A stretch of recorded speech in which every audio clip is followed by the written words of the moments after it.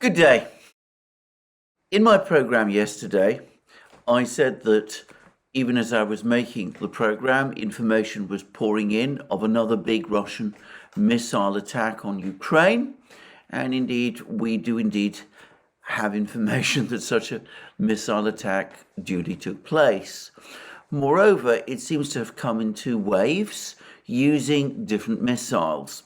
One was a wave that took place early in the morning, which appears to have used ballistic missiles of some type.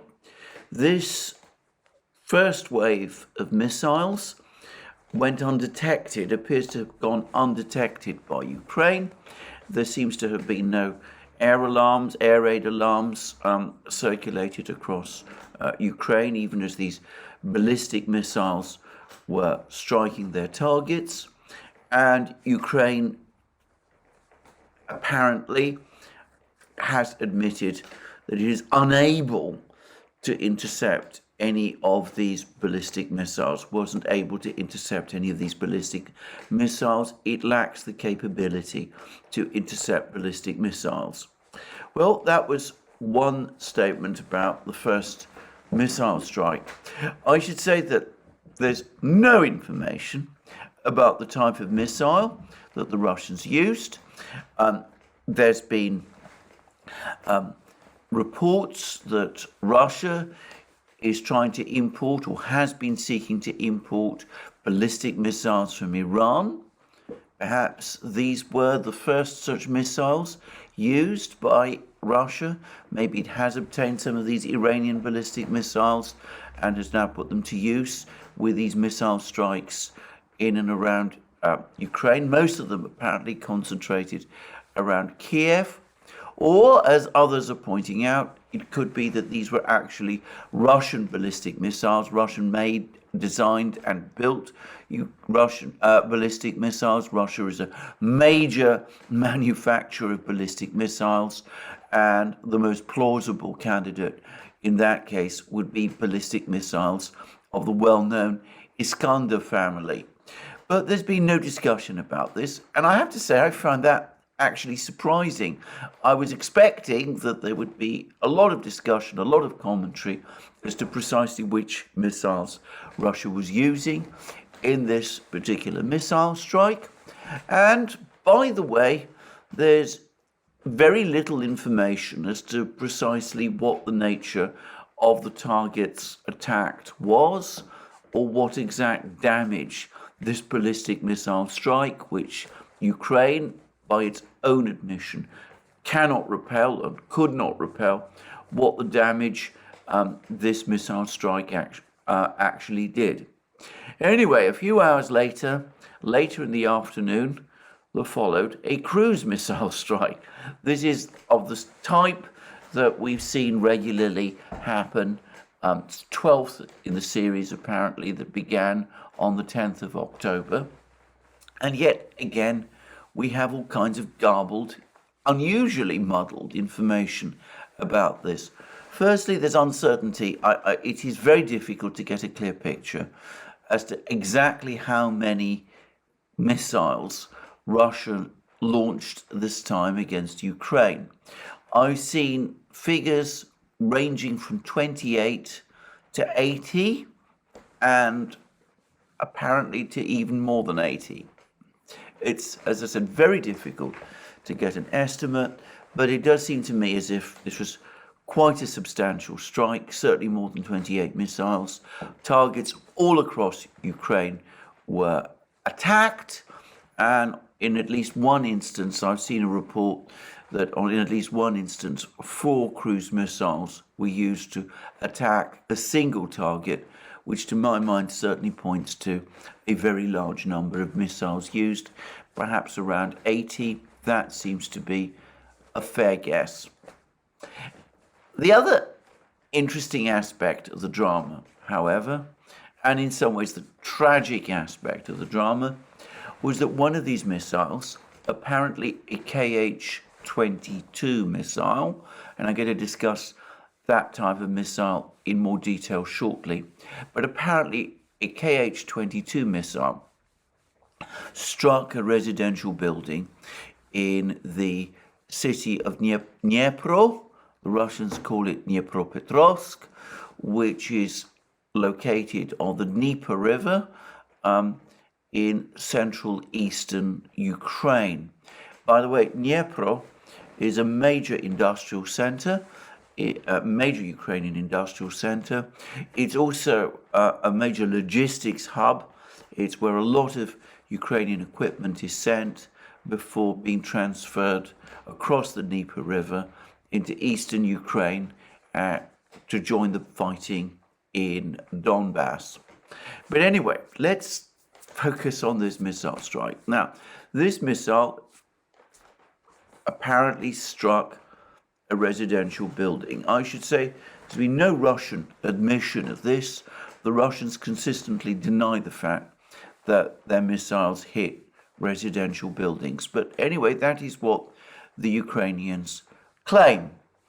Now, President Zelensky's spin doctor, Alexei Arestovich, then gave an interview in which he said that the reason this particular missile struck this residential building is that because it was intercepted by a Ukrainian air defense missile, that this caused this Kh-22 missile to deviate from its planned course, and unfortunately the result was that it hit this residential building where a significant number of people have been wounded. I'm not quite sure how many, and at least 5 have been killed. These, it seems, are civilians. Well, fairly soon after, Arestovich was taken to task by all sorts of people in Ukraine, saying that this was simply not the case, that this was in no sense the Ukrainians intercepting a Kh-22 missile, and in fact, this missile struck this building by itself without any intervention from Ukraine's air defense system. And then later on, over the course of the day, a spokesman for the Ukrainian Air Defense Command, Mr. Ignat, came forward and said again that Ukraine lacks the capability to intercept Kh-22 Russian cruise missiles. These are supersonic missiles. I'm going to come to what they are shortly, but apparently Ukraine doesn't have the capability to intercept these cruise missiles. Now, some of the comments that Ignat apparently made, and I'm going to be very careful here because there's varying accounts of what he said, and as I haven't seen either a proper transcript, and I haven't seen film of his comments, it could be that this has been misconstrued, but as I understand it, Mr. Ignat has said that on a fairly regular basis, claims are made about the successful interception by Ukraine of Russian missiles, and some of these claims are wrong, and he's had to spend time correcting those claims. Something which, on its face, would appear to confirm a suspicion I and many others have had for some time, which is that these Ukrainian claims about the numbers of missiles, cruise missiles, they say they have intercepted Russian cruise missiles, they say they have intercepted, are unreliable. I mean, I would say I hold to that very firmly for the simple reason that the number of targets and the damage done is inconsistent, or so it seems to me, with the number of cruise missiles Ukraine claims to have shot down. It regularly claims to have shot down between 60 and 90% of the cruise missiles launched in any particular attack. And if that were indeed the case, then it's difficult sometimes to correlate that with the number of locations which can be verifiably shown to have been struck by Russian cruise missiles, and to the totality of the damage done as a result of any particular Russian cruise missile strike. But anyway, it's possible, I'm not going to put it more strongly than this, that Mr. Igna perhaps unintentionally confirmed that sometimes claims made about the number of cruise missiles Ukraine shoots down are wrong or unreliable or overstated. Well, turning first to what happened in Dnipro, I don't believe that the Russians would have intentionally targeted a civilian residential apartment building, certainly not with a Kh-22 cruise missile. We're going to come, as I said, shortly to the nature of these sort of cruise missiles. But what would be the point? What would be the point of Russia expending valuable hardware, attacking a residential apartment building of no strategic significance? It seems to me that either one of two things happened. Either something went wrong, and the British Ministry of Defence has previously said that Kh-22 missiles, which have an anti-ship role, though they obviously can be used for land attack, that they're not especially reliable, or that they're not always reliable, they're not always accurate. Maybe this missile missed its target and hit a residential building instead, or perhaps there was a technical malfunction.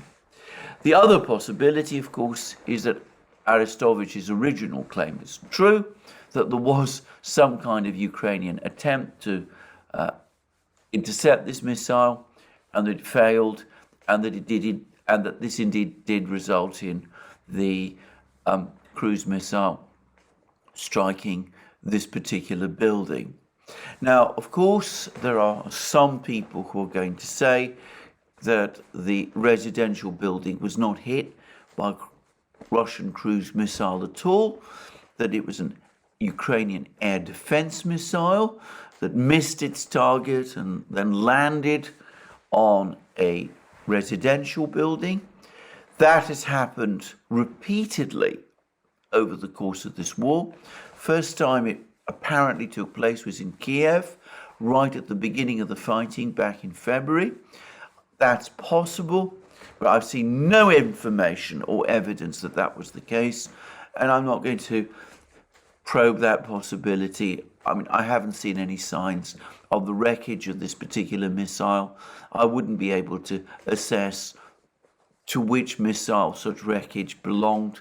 And anyway, this isn't really a topic which I'm going to discuss in any detail at all. But perhaps the most interesting revelation is a Ukrainian admission that they either cannot intercept Kh-22 missiles, cruise missiles, or perhaps if they do intercept them, apparently without very much success. Now, why does this matter?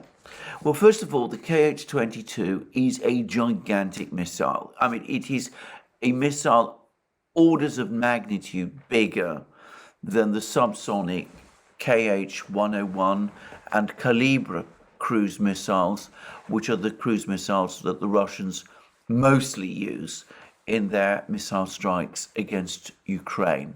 These are huge missiles, and they're very different from the subsonic cruise missiles that the Russians normally use. The Kh-22 is supersonic, and it was originally designed way back in the 1960s by the Soviet Union to intercept and destroy US Navy carriers. That was its original intended role.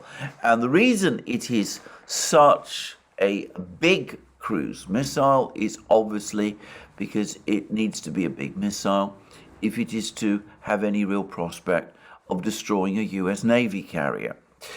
But there are other features to this particular missile that are intriguing. Firstly, it is very fast. It is supersonic. It flies apparently at very high altitudes, or can fly at very high altitudes. When it does then detect a target, it then attacks that target by flying in what is essentially a vertical dive, and the speed it can achieve when it does so is exceptionally high. Some reports I've seen put it at Mach 4.6. In other words, multiple times faster than the speed of sound. Perhaps not quite hypersonic, but very close to being so. Now, I understand that there are other trajectories the missile can use. If it's flying at very low altitudes, then obviously the dive is more shallow, and it doesn't, in that case, achieve those sort of speeds. And at the same time, it would remain a huge missile capable of making an enormous punch in any structure that it attacked, be it an aircraft carrier or a building. And that brings me to the question of why the Russians are using it. Now, first thing to say is it is referred to by the Ukrainians as the KH-22, and the media in the West also speaks of it as the KH-32, as a KH-22, but it might in fact be a related missile, the KH-32, which was a development of the KH-22 and a modern development of the KH-22. It was apparently brought into service with the Russian Air Force only a few years ago. So this is a major remake of the original KH-22 of the 1960s. And apparently it uses a different engine, it has a different electronics and radar suite. It is an altogether different missile, new wine in an old bottle. And I wonder whether, in fact, the missile that is actually, these big missiles that are actually being launched at Ukraine are KH-32s as opposed to KH-22s. And I understand that the KH-32 operates in a similar way to the original KH-22, in other words, at high altitudes and very high speeds with exceptionally fast, practically hypersonic vertical dives on a target. But apparently at even greater levels of performance, and by the way, with a longer range. Now, why are the Russians using these huge missiles in Ukraine? They don't seem to have used very many, but they have tested it out, or so it seems to me, at various points over the course of the war. There have been various occasions when the Russians have used these big missiles. Now, some months ago, before the Russians, by the way, embarked on their big cruise missile offensive in October, before then, the British Ministry of Defence claimed that the reason the Russians were using these big missiles, originally designed to be used as anti-ship missiles, was because they were running out of subsonic cruise missiles. Well, I don't think that can possibly be true, because since that claim was originally made, the Russians have launched hundreds of subsonic cruise missiles at Ukraine. As I said, there's been a series of at least 12 such strikes. It must be the case that the Russians have a particular reason for using this big supersonic anti-ship missile, which is unrelated to the question of how many subsonic cruise missiles they have. Well, obviously one reason the Russians are probably using this big cruise missile is because there are specific big targets which the Russians feel are probably best destroyed with big missiles. And one can guess, when talking about big industrial plants and perhaps fortified positions and that sort of thing, places that are hardened, that a subsonic cruise missile, even multiple subsonic cruise missiles might have difficulty denting or damaging in any significant way. But I can't help but think that there is another reason, and it goes back in some ways to an article by John Helmer in his website Dancing with Bears, which is written actually quite a few weeks ago, back in October, and this is specifically about the Russian attacks on the Ukrainian energy system, that the Russians are launching attacks on the Ukrainian energy system, not so much to knock it out, but to gain more and more information about it, and, by the way, about the Ukrainian air defense system, so that when the big knockout blow comes, the Russians know exactly what to hit. And that would suggest that these big missile strikes, these waves of missile strikes, quite apart from being obviously intended to cause actual physical damage, which they do, have a quality of rehearsal about them. And I think that's possibly the same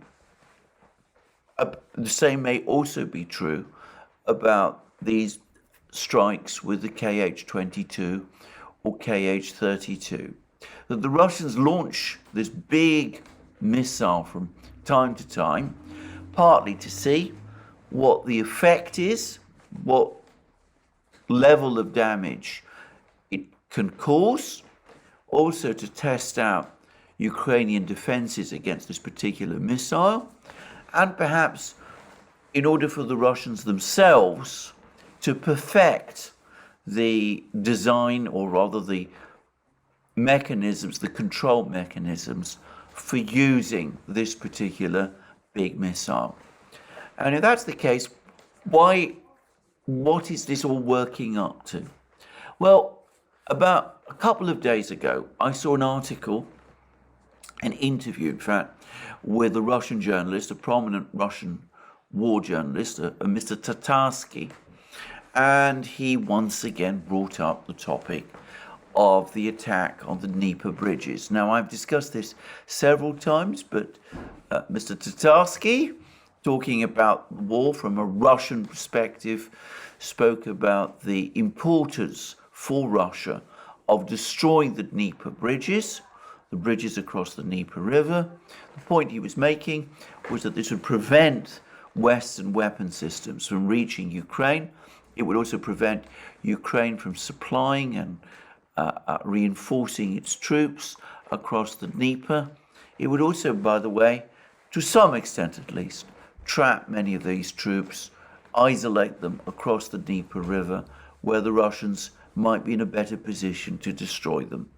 And I wonder whether this use of the KH-22 or KH-32 might be about that. Because, as I've discussed in the past, it seems to me that this enormous missile with very powerful warhead and with the enormous kinetic energy that it would have if it struck any particular structure in this kind of vertical dive, it seems to me that this is an ideal missile with which to destroy big bridges, big, heavy, strongly built bridges like the ones that exist across the Dnieper. And if that's true, well, the Russians now know a number of things. They know that the Ukrainians either cannot intercept these missiles or have great difficulty doing so. Now, there are lots of other missiles that the Russians have, which it seems to me they could also use in an attack on the Dnieper bridges. There's the Kinjal missiles, which are hypersonic and which are operated by MiG-31 fighter bombers, some of which are now stationed in Belarus and which could participate in an attack on the Dnieper bridges. And of course, there's the new futuristic Zircon hypersonic missile, the most modern and advanced hypersonic, tactical hypersonic missile in existence. It's also intended as an anti-ship missile. It's just been installed on one of Russia's Admiral Gorshkov class frigates. In fact, the Admiral Gorshkov. That ship is now sailing around the world's oceans, demonstrating to the world that Russia possesses the capability of a warship that's actually equipped with Zircon anti-ship cruise missiles. The point about the Zircon is that it is an unusual system, or at least a particularly lethal system, not just because of its extraordinary high speeds. I've seen suggestions that it can fly at Mach 8 or Mach 9, which is incredibly fast. But also, it seems that when it does operate, when it is flying, its speed creates some kind of plasma shield, which partly shields it from radar detections, so it has a kind of stealth quality about it. But also, and most remarkably, and something I don't understand at all, but which multiple authorities are claiming, that the Zircon can also be controlled during flight in some way by, well, presumably the Russians who've launched it. I mean, I don't know how that's done. So perhaps the Zircon or the Kinjal might also be used against the bridges. They're smaller missiles, as far as I can tell, than the KH-22 or 32, but still they're, as I said, extremely powerful missiles. I've no doubt that if a volley of those hit a bridge, the bridge would be severely damaged, probably knocked out of use, perhaps even destroyed. Anyway, this is a long discussion of these missiles, but as I said, it does seem, just to reiterate again, Ukraine lacks the capability to detect or intercept launches of ballistic missiles when they're launched against aerial targets like the ones in Kiev. That was demonstrated yesterday. The Russians know that. There was not even air raid alarm. The Ukrainians didn't have the capability to detect these missiles as they were being launched. And the Ukrainians, by their own admission, have difficulties and perhaps are unable to attack these big supersonic cruise missiles that the Russians have. All very valuable information, I would have thought, for the Russians, and one which will affect their decision making. Now, I presume that the Western powers, specifically the United States, does have the capability to monitor and track these big missiles, though apparently they struggle with the hypersonic missiles that the Russians are just producing.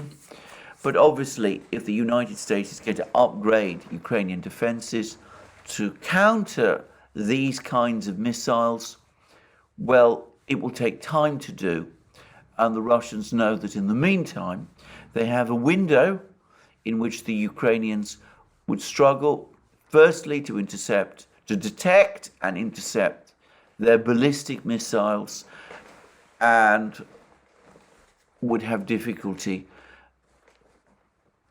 detecting and presumably even intercepting these big supersonic cruise missiles, even though in the case of the KH-22 and KH-32, they're not by any stretch amongst the most modern and advanced missiles in the Russian arsenal. So, all quite interesting. What damage did all of these strikes do? Well, Ukraine's energy authority says that they're going to have to limit again the amount of energy that Ukraine produces.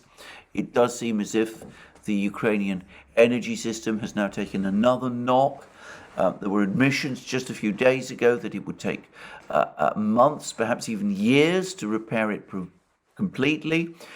There's now widespread admissions both in Ukraine and in the West that because of the different voltages, Western equipment to repair this Ukrainian energy system from these Russian attacks. Western equipment is incompatible with the system itself, and that it would be difficult and probably not profitable for the West to produce equipment that would be compatible with this energy system. So that we already know. Probably there's been more damage done. Probably ammunition depots were destroyed. There's the usual thing that the Russians do. Quite likely there's also been attacks on the air defense system as well. But we don't have the full details. And this time, the Ukrainians busily arguing about between themselves, over the fact that they failed to detect the ballistic missile strike in the morning, and over what happened with this building in Dnipro. Well, they've not provided a great deal of information about the totality of the damage done. At some point, the Russian Ministry of Defense will provide us with some information. They usually delay doing so for a few hours or sometimes a day or so. And I have to say that the information they provide, I personally don't generally find it especially enlightening. But anyway, if more information does come through about the effect of this missile strike, well, then I'll discuss it. That's the missile strike. What is happening elsewhere on the battlefields? Well, once more, the heavy emphasis is on the fighting in Soledar and Bakhmut. And I noticed that the Institute for the Study of War, this Washington-based think tank, which has been covering the war and whose various reports are treated with, I think, far more respect than they always deserve by the media in the West. But anyway, whatever. Anyway, the Institute for the Study of War appears to have effectively admitted the truth, the obvious truth, which is that the Russians are in control of Soledar, that town in Donbass, which the Russians claim they fully captured on the 10th of January. Ukraine continues, as of the time of making of this video, to deny the fact. They still insist that they're holding out in Soledar. Well, the Institute for the Study of War appears to contradict this. They say, yes, there may be some Ukrainian troops still holding out in areas just adjacent to Soledar and perhaps in its outskirts, but the town itself, the built-up area that makes up the town, that is now under Russian control. And it also seems to be generally acknowledged that Ukraine did launch various counterattacks to try to recapture Soledar, but that all of those counterattacks have failed. Now, that's an admission from the Institute for the Study of War. I think we can treat it as authoritative. I've not had any doubt about who actually controls Soledar for some time. But what is going on in and around Bakhmut, the town, the bigger town, close to Soledar, which is the main focus of the battle? Well, lots of discussion, but actually rather few reports.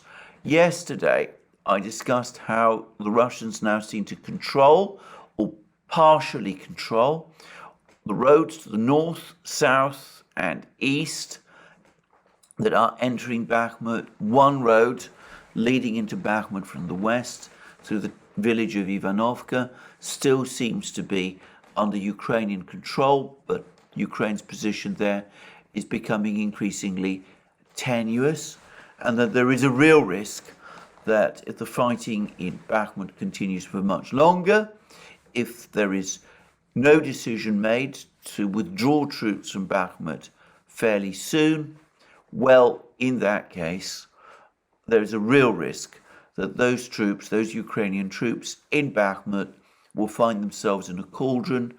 They'll be trapped, in other words, with no option other than to fight to the death or surrender.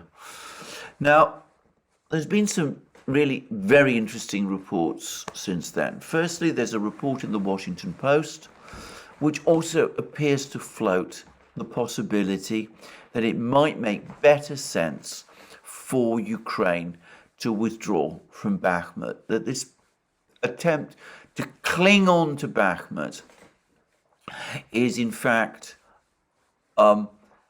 self-defeating for Ukraine. And for the record, there's a rather curious article in the Financial Times which seems to hint ultimately at something similar, but I'll come to that very strange article in a moment. Anyway, there have also been reports that the United States, the Pentagon, has actually advised the Ukrainian authorities to withdraw from Bakhmut, that there's actually been official advice from the US government, from the US military to the Ukrainian military, that Bakhmut is undefendable, that Ukraine is losing reserves, losing troops and equipment, and that it should pull out of Bakhmut in order to preserve them. And this article in the Washington Post essentially says the same thing, but it says it gives what I find a rather disturbing spin to this. It says that the reason Ukraine should pull its troops out of Bakhmut is because it risks burning through its reserves by trying to hold on to Bakhmut, and that it needs to pull those troops out of Bakhmut so that it can use those reserves instead in launching a counteroffensive.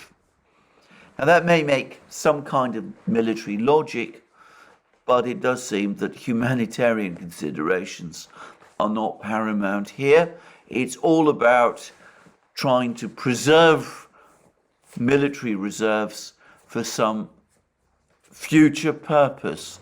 I'm not going to discuss in this video whether the option of a counteroffensive by Ukraine actually does exist.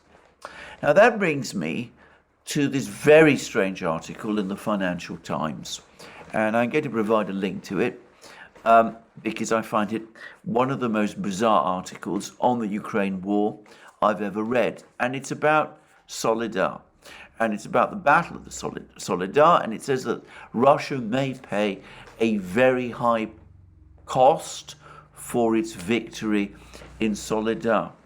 And the article proceeds, as far as I could see, to flip reality on its head.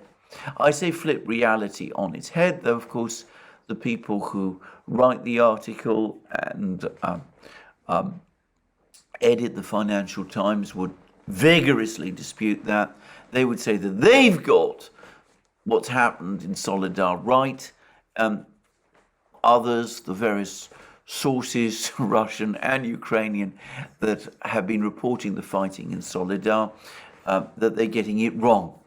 Anyway, the point about this article in the Financial Times, the apparent purpose of this article in the Financial Times, and here, by the way, there's an overlap with that article in the Washington Post, is that Bakhmut, Solidar are indeed part of a war of attrition, part of grinding down an opponent's army. The Financial Times even uses this horrible phrase, meat grinder, to describe what's happening there. But it's not the Russians who are waging this attrition on the Ukrainians. It's not the Russians who are using Bakhmut to grind the Ukrainians down. It's the opposite. It's Ukraine that has been waging this attrition battle in Bakhmut and Solidar against the Russians. It's the Ukrainians who have ground the Russian forces in Solidar down, who've inflicted heavy losses, disproportionately heavy losses, on the Russians in Solidar, and who have, as a consequence, suffered a significant weakening in their forces, which will open up the possibilities for Ukraine to go on the offensive in the future. And the Financial Times makes really, I find it quite remarkable claim that this is what happened at the time of the Severodonetsk and Lysychansk battles, that the Russians apparently or allegedly or supposedly suffered enormous losses in capturing Severodonetsk and Lysychansk back in the early summer, and that this weakened the Russian military to the point where it became possible for Ukraine to launch its counteroffensives in Kharkiv and Kherson at the start of the autumn. Now, I have to say that this seems to me a complete misrepresentation of the battle. As I said, of in fact both battles. It flips reality upon its head. To be specific, if we're talking about the fighting in Severodonetsk and Lysychansk, most of the infantry fighting that was carried out there was actually carried out by the Lugansk militia and the Chechen forces. Some Russian regular infantry did participate in some ways, but overall, to the extent that the Russians did suffer casualties, it was these irregular formations rather than their regular army that experienced it. And the same is true in Bakhmut and Solidar, as Yevgeny Prigozhin has pointedly told us, and as the Russian Ministry of Defense has now acknowledged. I discussed all that in my video yesterday. It is the Wagner organization, a private military company, and its forces, not the Russian military, that has captured Solidar, that stormed through Solidar, and which is responsible for much of the fighting in Bakhmut. By the way, very oddly, the Financial Times, while talking about the Russian military being depleted, acknowledges this fact. Now, I'm also going to say straight away that I think that the idea that the Russian forces have suffered losses in Bakhmut and Solidar, and before then in Severodonetsk and Lysychansk, that equal or exceed those that the Ukrainians have suffered in these places, I think that is incredibly far-fetched and almost certainly wrong, and is contradicted by all the reports I have seen. Brian Ballistic has made the point that by every admission, every account of the fighting in both Bakhmut, Solidar, Severodonetsk and Lysychansk, in all of these battles, it is acknowledged by all parties that the Russians have a massive preponderance in artillery. If that is indeed the case, then it is very difficult to believe, given the realities of modern war, that the Russians are suffering casualties on the same scale as the Ukrainians are in these battles. And for what it's worth, I consider this whole claim that that is the case, that the Russians are losing more men in Solidar than the Ukrainians are. I consider that to be just nonsense.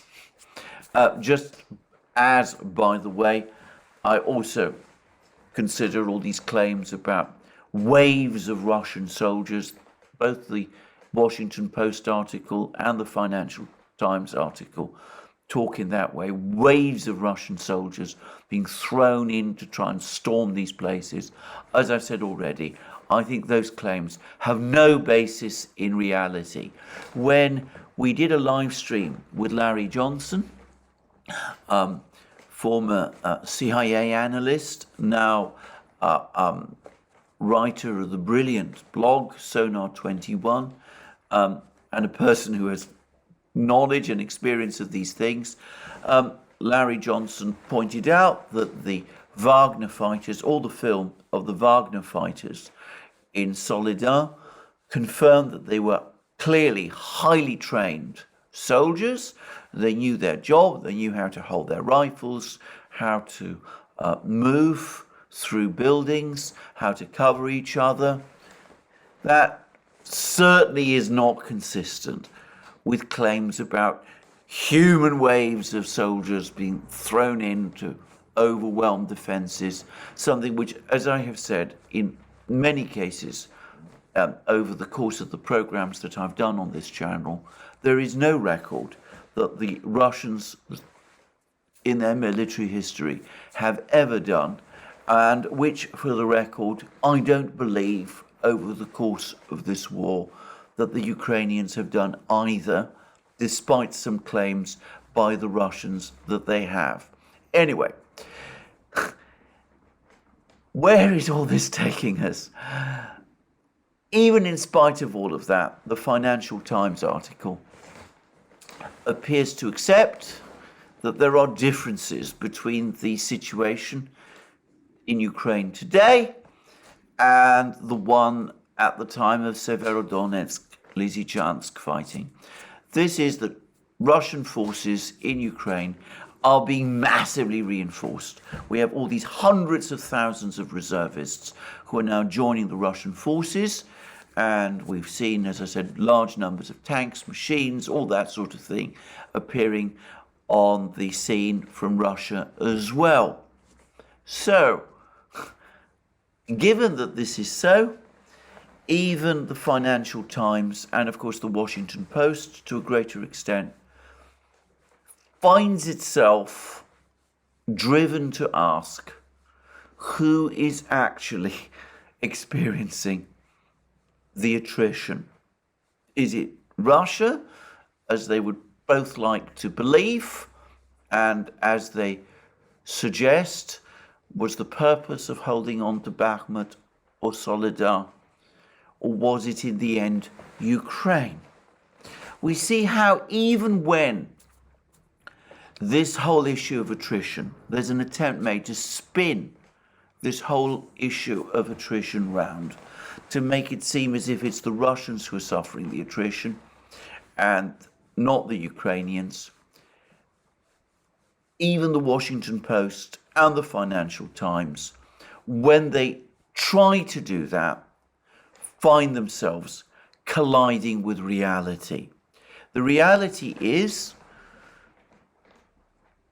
well, even if the Ukrainians are indeed inflicting more losses on the Russians than they are receiving themselves, someone which I think no objective reviewer of the war would believe, even if that were the case, it is the Ukrainians who are suffering the attrition.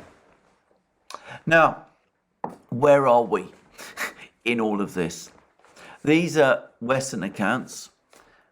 Vladimir Putin has given another interview to a Russian journalist. He says that the operations in eastern Ukraine are going to plan, that the trajectory of everything is good, and he seems very confident after the capture of Soledar that things are indeed going the way the Russians want them to. It does look, from the Washington Post article and from all of these rumors that we're starting to hear about discussions in Kiev, that at some point the Ukrainians are indeed going to pull out of Bakhmut. There's also some reports, by the way, that the Ukrainians are thinking about pulling forces back from the area around Marinka, near Donetsk city. There's some suggestions that certain steps that the Ukrainians are taking in this area point to some sort of withdrawal. There's still talk about a Ukrainian counteroffensive in the spring, though exactly when in the spring, nobody, of course, is saying. And we're getting all of these reports about Western equipment being sent to facilitate that counteroffensive. The British government appears to have committed itself to supplying Ukraine with 12 Challenger 2 tanks. Now, that, as I've said already, I've discussed the Challenger 2 tank in much detail. That's not going to add any really useful capability to Ukraine. It's merely going to complicate Ukraine's already overstretched logistical and supply system. And there's been a report today from Germany that Rheinmetall, the manufacturer of the Leopard 2 tank, says that yes, if Germany does decide to supply Leopard 2s to Ukraine, that yes, it does indeed have some Leopard 2s, a small number of Leopard 2s in warehouses, and also Leopard 1s as well. This is an earlier tank from the 1960s, probably not a particularly good tank to send to Ukraine, but I'm not going to discuss that in detail now. But yes, it does have some Leopard 1s and Leopard 2s, but these will require extensive refurbishment. And even if the decision to send them were made today, they could not be sent to Ukraine this year. They would not arrive before 2024.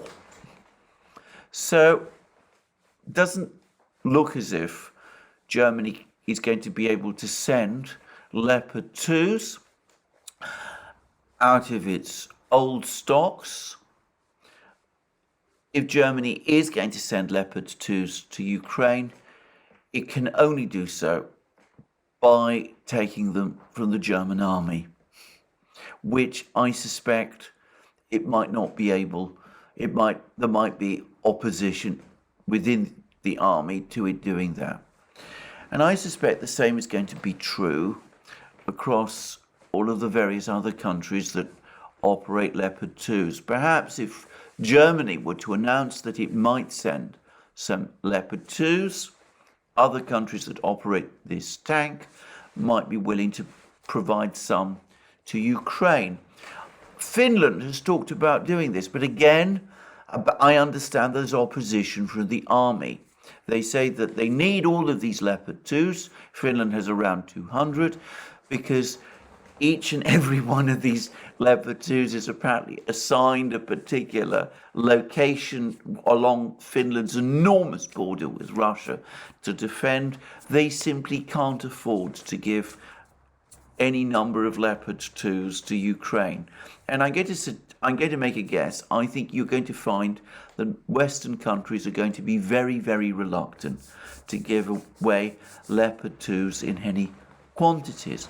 It's likely that at some point, probably at some point within the next few months, Ukraine will start to receive heavy tanks. And perhaps that will come to the 300 that Zelensky spoke about General Zaluzhny spoke about in his interview with The Economist. However, already this is starting to look like a hodgepodge of different tanks from different countries operating sometimes different systems. 12 Challenger 2s, apparently all that Britain can send. Leopard 2s from different countries, not necessarily all identical, by the way, operating different systems and sent from different places with some reluctance. Apparently the United States is categorically ruling out supplying Abrams tanks. And there's been another article in the Wall Street Journal that says that Ukraine is using twice as much ammunition, artillery ammunition, in a month as the United States makes, so that supplies, the stocks of ammunition, artillery ammunition in the United States are rapidly depleting, and this is now creating problems within the United States itself. I would point out that, of course, if Ukraine is using twice as much artillery ammunition as in a month as the United States manufactures, and some claims I have seen actually put Ukraine's expenditure of ammunition as significantly higher than this, much higher than this. Well, remember, United States cannot send all of the ammunition it produces to Ukraine, whilst at the same time depleting its own stocks. Some of that ammunition, even if it doesn't provide it to its own military, it has to provide to its various allies, the Saudis, for example, where it has contracts to provide that ammunition, especially given that these allies may be using ammunition in actual conflicts, or may be concerned that they might have to use that ammunition in actual conflicts. The Wall Street Journal suggests that the United States will increase its ammunition supplies to the necessary levels, will equal the levels that will increase ammunition production to equal the levels at which Ukraine is expending ammunition by some point next year. But it appears to accept that in the meantime there will be a time window in which Ukraine will be very short of ammunition, even as Russian ammunition production is growing. So these shortages of military equipment, it looks like, exactly as several people have pointed out, Brian Ballistic first and foremost, Scott Ritter also increasingly, Douglas McGregor as well, these problems of ammunition shortage, of weapon system shortage, they all look likely to grow. And we already see how suggestions that equipment, Western equipment, can somehow be rushed to Ukraine to change the course of the war. Germany is saying they can't supply Leopard 2s, or right, these Rheinmetall are saying they can't supply Leopard 2s to Ukraine before 2024. The Patriot system that the United States is going to supply to Ukraine, apparently that will not be supplied before 2024 as well. There's no information about when Germany is going to supply its Patriot system to Ukraine. It does look as if Ukraine is going to suffer more and more problems in terms of equipment right across the whole of 2023. So, 2023 could be the year of decision. I'm not saying one way or the other. But the fact remains, Russian forces are building up. Washington Post admits it. Financial Times particularly admits it. Large hundreds of thousands of Russian troops are now assembling around Ukraine's borders. Russian military production seems to be in a very high gear. The Russians are clearly able to continue their cruiser missile attacks and rocket strikes. They've just demonstrated a new capability with these ballistic missile strikes at Kiev. And it's beginning to look increasingly as if these promises of Western weapons are not going to be realized, at least not in 2023.